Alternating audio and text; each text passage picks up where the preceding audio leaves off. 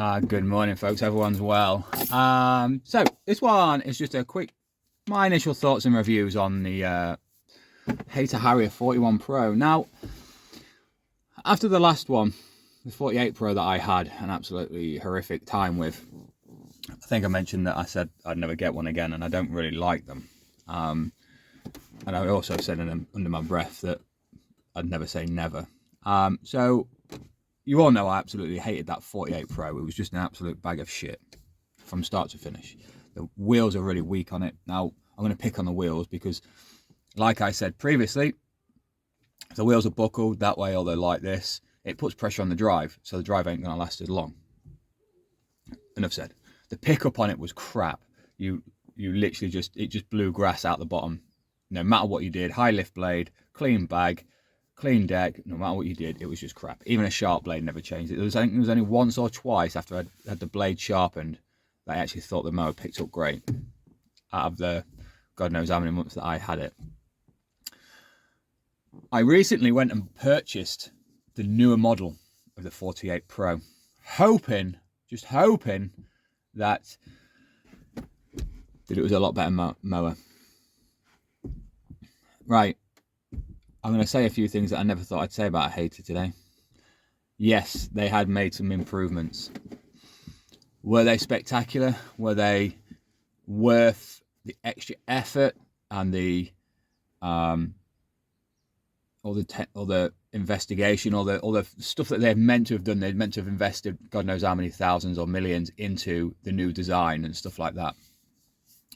No, honestly, I don't. I should have kept that mower really, but what I've done is chopped it in and bought the 41 Pro.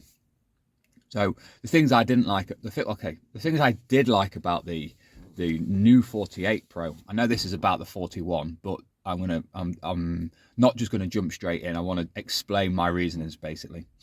So the new 48 Pro picked up a lot better. Not perfect, but no mower is, and I'm gonna keep saying that. So running over people's lawns,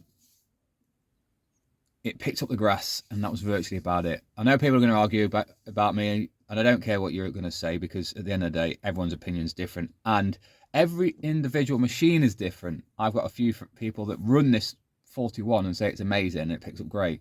You know, amazing. Anyway, back to the 48 Pro. It picked up a hell of a lot better. There was a vast improvement over the version that I had, which is, it was 2008 model. So yeah, there was mass improvement. Hater had realised that the bearing set in the front wheels was useless, so they'd gone back to bushings. So all that money that they'd spent on it and stuff, they'd gone back to the drawing board and put bushings in the wheels, made the wheels slightly bigger so they do less turns. Great, they've actually sorted something out. So my opinion on the 48 Pro is they should get rid of it.